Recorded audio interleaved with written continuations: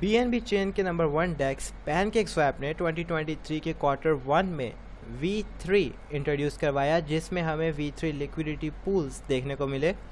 लेकिन सवाल यह है कि आखिर V3 पूल्स V2 पूल्स से कैसे डिफरेंट हैं, V3 पूल्स को क्यों इंट्रोड्यूस करवाया गया, और सबसे इम्पोर्टेंट V3 पूल्स में लिक्विडिटी प्रोवाइड करते वक्त किस तरह सेटिंग्स की जाती हैं। इस वीडियो में इन्हीं सवालों का एग्जाम्पल के साथ जवाब दिया जाएगा ताकि आपको अच्छी तरह समझाया जा सके कि आखिर V3 लिक्विडिटी पूल्स क्या हैं और कैसे काम करते हैं। तो चलिए वीडियो को शुरू करते हैं। तो लिक्विडिटी पूल्स में जाने के लिए सबसे पहले आपको यहाँ ट्रेड के ऑप्शन पे आना है। इसके बाद आपको यहाँ से लिक्विडिटी के ऑप्शन को चूज़ कर लेना है। ऐड लिक्विडिटी को क्लिक करें। इसको क्लिक करने पर आपको डायरेक्टली ऐड V3 मतलब V3 जो लिक्विडिटी पूल्स हैं उनमें ले आया जाएगा। लेकिन अगर आप V2 पूल्स को चूज़ करना चाहते हैं तो आप वो भी कर सकते हैं। यहाँ पे आप देख सकते हैं मोर का ऑप्शन शो हो रहा होगा आपको। यहाँ पे आपने पेयर की सिलेक्शन करनी है। उसके बाद यहाँ पे मोर का ऑप्शन आप देख सकते हैं, इसको क्लिक करके आप ये V2 ऐड V2 लिक्विडिटी इसको चूज़ कर सकते हैं, जिससे आप V2 पे भी लिक्विडिटी अभी भी प्रोवाइड कर सकते हैं, वो स्टिल जो है एक्टिव है। तो अब मैं आपको बताता हूँ सबसे पहले कि इनके जो इंटरफेस है V3 और V2 का, उसमें क्या डिफरेंट है। एक जनरल सा आपको मैं डिफरेंस बताने के बाद हर दोनों डिफरेंस जो हैं, जो मेन डिफरेंस है, उनकी उनकी इन डेप्थ इन्फॉर्मेशन मैं आपको फिर दूंगा। सबसे पहले हम स्टार्ट करते हैं एक जनरल ओवरव्यू से। तो आप देख सकते हैं कि जो V3 है, यहाँ पे जो पहला डिफरेंस है वो ये है कि आपको डिफरेंट फीट टायर्स देखने को मिलते हैं। मतलब आपको ऑप्शन दिया जाता है कि आप इन चारों में से कोई भी फ़ीस चार्ज कर सकते हैं। आप 0.01% कर सकते हैं, 0.25% कर सकते हैं, और इवन के 1% फ़ी भी चार्ज कर सकते हैं। और दूसरा डिफरेंस जो यहाँ पे आपको V2 से देखने को मिलता है वो है कंसंट्रेटेड लिक्विडिटी। इसका मतलब है कि आप खुद डिफ़ाइन कर सकते हैं कि आप किस रेंज में लिक्विडिटी प्रोवाइड करना चाहते हैं। जबकि जो वर्जन 2 था उसमें आप 0 से लेके इन्फिनिटी तक लिक्विडिटी प्रोवाइड करते थे। अब इसका क्या बेनिफिट है और क्या इसके ड्रॉबैक्स हैं, ये आपको मैं एक एनिमेटेड वीडियो के ज़रिए एक्सप्लेन करूँगा। और लेकिन इससे पहले कि हम प्राइस रेंज को एक्सप्लेन करें, सबसे पहले मैं आपको एक्सप्लेन करना चाहूँगा कि आप क्योंकि अगर आप देख सकते हैं कि यहाँ पे आपको 1% का ऑप्शन अगर आपको अवेलेबल है तो आप क्यों उसे 0.25 फ़ी चार्ज करेंगे। आप तो चाहेंगे कि आपको ज़्यादा अर्निंग हो सके, तो आप 1% फ़ी चार्ज करेंगे। अब इसके पीछे क्या रीज़न है कि आप 0.25 चार्ज करना ज़्यादा बेहतर है, ये आपको मैं एक वीडियो की एनिमेशन दिखाता हूँ एज एन एग्जांपल, जिससे कि आप बेटर अंडरस्टैंड कर सकें कि पैनकेकस्वैप पर ये जो ऑप्शंस हैं आपको किस तरह सिलेक्ट करने हैं। तो चलिए वीडियो की तरफ चलते हैं। तो अब आप देख सकते हैं कि ये वही फ़ी के टायर्स हैं जो कि पैनकेकस्वैप में थे। अब हम कंसीडर करते हैं कि हर फ़ी टायर पर $100 वर्थ ऑफ BNB अवेलेबल है एट प्राइस ऑफ $200 पर BNB। मतलब कि हम $200 का एक BNB दे रहे हैं और हर फ़ी टायर के ऊपर $100 वर्थ ऑफ BNB पड़े हुए हैं। अब एक यूज़र आता है जो कि $100 के BNB जो है वो परचेज़ करना चाहता है। वो पैनकेकस्वैप पे ऑर्डर लगाएगा और पैनकेकस्वैप पे ये देखेगा कि चारों फ़ी टायर्स में से कौन सा फ़ी टायर है जिससे लिक्विडिटी लेना ज़्यादा प्रॉफिटेबल होगा यूज़र के लिए जो कि BNB परचेज़ कर रहा है। तो अब हम देख सकते हैं कि चारों फ़ी टायर्स पर सेम प्राइस है BNB की $200 और सब के ऊपर $100 की लिक्विडिटी है। तो जाहिर है जो फर्स्ट वाला फ़ी टायर है उससे लिक्विडिटी लेना सबसे ज़्यादा चीप होगा। तो पैनकेकस्वैप उस लिक्विडिटी पूल से उस फ़ी टायर पे जो लिक्विडिटी है उससे लिक्विडिटी लेकर BNB जो है वो बायर को दे देगा, और जो लिक्विडिटी प्रोवाइडिंग पूल था ऑफ कोर्स उसको जो है वो फ़ी मिलेगी। जबकि जो बाकी फ़ी टायर्स पे पूल होंगे वो फ़ी अर्न नहीं कर सकेंगे। उम्मीद करता हूँ दोस्तों कि आपको मेरी एग्जांपल से समझ आ गया होगा कि क्यों कम फ़ीस पर भी हमें जो है लिक्विडिटी प्रोवाइड करनी पड़ती है, हायर फ़ीस पर लिक्विडिटी बाज़ औक़ात प्रोवाइड करना क्यों प्रॉफिटेबल नहीं रहता, क्योंकि वो लिक्विडिटी यूटिलाइज़ ही नहीं हो पाती। अब यहाँ पे एक और बात कि इसका मतलब आपको यहाँ 0.01% पे लिक्विडिटी प्रोवाइड करनी चाहिए, बिल्कुल भी नहीं। यहाँ पे सिर्फ 2% लिक्विडिटी अवेलेबल है जो कि बहुत जल्दी ड्रेन हो सकती है। यहाँ पे जहाँ पे 98% है आपको यहीं पे प्रोवाइड करनी चाहिए, लेकिन अगर आप यहाँ पे प्रोवाइड करेंगे आपकी लिक्विडिटी यूटिलाइज ज़रूर होगी, लेकिन आपकी जो अर्निंग है वो बहुत ज़्यादा रिड्यूस हो जाएगी। तो आप यहाँ पे प्रोवाइड कर सकते हैं। बेसिकली आई विल रिकमेंड कि जो पैनकेक स्वैप रिकमेंडेशन कर रहा है इस फायर के सिंबल से आप उसी फी टायर के ऊपर लिक्विडिटी प्रोवाइड करें। एक जनरल सी आपको मैं ओवरव्यू देता हूँ कि किस बेस पर आपकी फ़ीस जो है वो फिक्स हो रही होती है।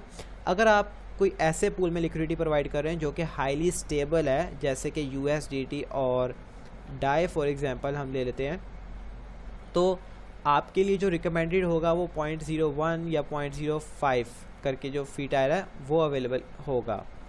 लेकिन अगर आप क्योंकि इन स्टेबल कॉइन्स में जो इम्परमानेंट लॉस है उसका चांस ना होने के बराबर होता है, तो आप लोअर फीस की बेस पर भी लिक्विडिटी प्रोवाइड कर सकते हैं।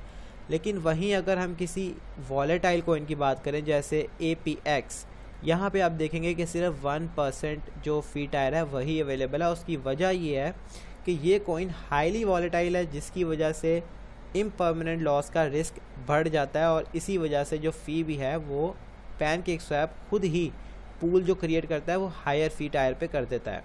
तो इस तरह जो है ये वर्क करता है। अब हम मूव करते हैं इस प्राइस रेंज में कि कैसे प्राइस रेंज फिक्स होती है। इसके लिए हम BNB में कर लेते हैं और यहाँ पे BNB। तो आप यहाँ पे ये प्राइस रेंज कैसे होती है, मैनेज की जाती है, और ये क्यों बेटर है और इसके क्या ड्रॉबैक्स हैं, इसके लिए मैं अगेन आपको एक एग्जांपल दिखाता हूँ। उम्मीद है आपको पसंद आएगी। तो चलिए एग्जांपल की तरफ चलते हैं। तो गाइस सपोज करते हैं हमने $1000 की लिक्विडिटी प्रोवाइड करनी है। पहले केस में हम ये लिक्विडिटी V2 पूल में प्रोवाइड करेंगे जो कि लिक्विडिटी को फुल रेंज में स्प्रेड कर देगा। मतलब कि 0 से लेके इन्फिनिटी तक आपके पास लिक्विडिटी अवेलेबल होगी, वो स्प्रेड कर दी जाएगी। अब आप देख सकते हैं कि लिक्विडिटी को फुल रेंज में स्प्रेड करने से आपकी हर प्राइस पॉइंट पे आपकी जो लिक्विडिटी है वो सिर्फ $0.1 हो गई है। मैं आपको एक बात क्लियर कर दूं कि ये जो है ये एक फ़र्ज़ी अमाउंट्स है, ये कैलकुलेटेड अमाउंट्स नहीं है, लेकिन आलमोस्ट इतना ही इम्पैक्ट होता है जब हम ये प्राइस को फुल रेंज में लिक्विडिटी प्रोवाइड करते हैं, तो इतना ज़्यादा इम्पैक्ट होता है। अब होगा क्या, सपोज़ करते हैं कि जो यूज़र है वो कोई आता है और $200 पे जो है वो BNB परचेज़ करता है। अब आपकी जो लिक्विडिटी है वो सिर्फ $0.1 की वहाँ पे अवेलेबल है, जिसकी वजह से आप सिर्फ $0.1 पे ही फ़ीस अर्न कर सकते हैं, जो कि बहुत ही थोड़ी होती है, जिसकी वजह से कैपिटल एफिशिएंसी हाईली जो है वो डिक्रीज़ हो जाती है। तो अब हम दूसरी तरफ देखते हैं V3 पूल्स को, उसमें क्या होता है। अब ये V3 पूल की आप एग्जांपल देख सकते हैं। इसमें हम लिक्विडिटी 0 से इन्फिनिटी तक प्रोवाइड नहीं करते। इसमें हम लिक्विडिटी प्रोवाइड कर रहे हैं 180 से लेके $220 तक। लेकिन इसका बेनिफिट आप देखें कि जो $1000 है वो हर पॉइंट पे $200 की LP प्रोवाइड कर रहा है। तो अब जब कोई यूज़र $200 की प्राइस पे BNB बाय करेगा तो आपकी $200 की जो LP है वो यूटिलाइज़ होगी, जिसकी वजह से आपको $200 पे 0.25% फ़ीस मिल सकेगी, जबकि V2 के केस में आप सिर्फ $0.1 पे 0.25% फ़ी अर्न कर रहे थे। तो एक बहुत ही सिग्निफिकेंट डिफरेंस फ़ीस का आ जाता है। लेकिन यहाँ पे रिस्क क्या है कि इम्परमानेंट लॉस का रिस्क चांस जो है वो बढ़ जाता है। जब आप एक छोटी रेंज में लिक्विडिटी प्रोवाइड कर रहे हैं तो हो सकता है प्राइस उस रेंज से बाहर चले जाए, जिसके बाद आप फ़ीस अर्न नहीं कर सकेंगे। तो दोनों पूल्स की अपनी अपनी जो है वो फ़ायदे हैं और अपने अपने नुकसान हैं। तो पेयर ऑफ टोकन्स देखते हुए आपको एक और बता दूं कि वर्जन 3 में भी फुल रेंज ऑप्शन अवेलेबल है V2 पूल्स की तरह। तो बेसिक बात यह है कि आपको ये देखना है कि जो आप पेयर यूज़ कर रहे हैं वो किस नेचर का है, आपको कौन सी किस्म की स्ट्रेटजी यूज़ करनी चाहिए। क्या आपको V3 पूल में जाना चाहिए, एक रेंज कंसंट्रेटेड लिक्विडिटी प्रोवाइड करने की चाहिए, या आपको स्प्रेड लिक्विडिटी प्रोवाइड करनी चाहिए। ये डिपेंड करता है आपकी स्ट्रेटजी के ऊपर और उन कॉइन पेयर पे जो आप चूज़ कर रहे हैं। तो गाइज़ मुझे उम्मीद है आपको अब समझ आ गई होगी कि क्या डिफरेंस है V2 लिक्विडिटी में और V3 लिक्विडिटी में। अब कैसे आप लो रिस्क, अगर आप V3 लिक्विडिटी पूल में लिक्विडिटी प्रोवाइड करना चाहते हैं वो भी एक बहुत ही लो रिस्क के साथ, तो आप क्या कर सकते हैं, आप जो है एक स्टेबल पेयर को चूज़ कर सकते हैं जैसे डाई और USDT। अब इसका बेनिफिट ये है कि आप लिक्विडिटी प्रोवाइड करेंगे एक बहुत ही कंसनट्रेटेड रेंज के अंदर, मतलब आप सिर्फ 5% की प्राइस डिफरेंस में कर सकते हैं या इवन कि इससे भी कम में कर सकते हैं।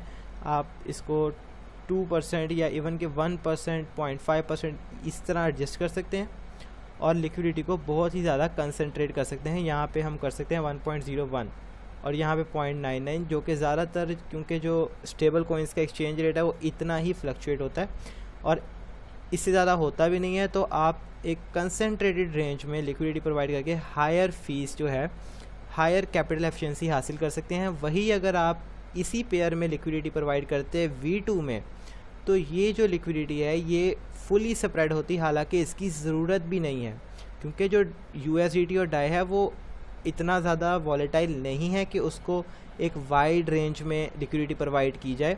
वो एक कंसनट्रेटेड वे में भी प्रोवाइड करके सेफ़ लिक्विडिटी प्रोवाइड की जा सकती है। तो इस तरह एक ये इशू जो है ये रिज़ॉल्व करता है V3। इसके अलावा एक दूसरा इशू जो रिज़ॉल्व मैंने आपको पहले बताया V3 ने किया, वो ये था कि जो स्टेबल कॉइन्स है उस पर भी 0.25% फ़ीस मिलती थी और जो वॉलेटाइल कॉइन्स है उस पर भी 0.25% मिलती थी, जबकि वॉलेटाइल कॉइन्स में रिस्क बहुत ज़्यादा था। तो अब V3 में क्या है कि जो हाईली वॉलेटाइल कॉइन्स है उस पर 1% फ़ी मिल जाती है और जो लो वॉलेटाइल है उस पर 0.05 या 0.01। तो एक बहुत ही सस्टेनेबल वे है ये, एक तो जो मेकर है पूल का उसके लिए भी और टेकर्स के लिए भी। तो ये था बेनिफिट्स जिसकी वजह से V3 को इंट्रोड्यूस किया गया। मुझे उम्मीद है आपको वीडियो पसंद आई होगी, अगर आई है तो लाइक करें और चैनल को सब्सक्राइब करें ऐसी और वीडियोस के लिए। Thank you for watching guys. इस वीडियो के लिए बस इतना ही।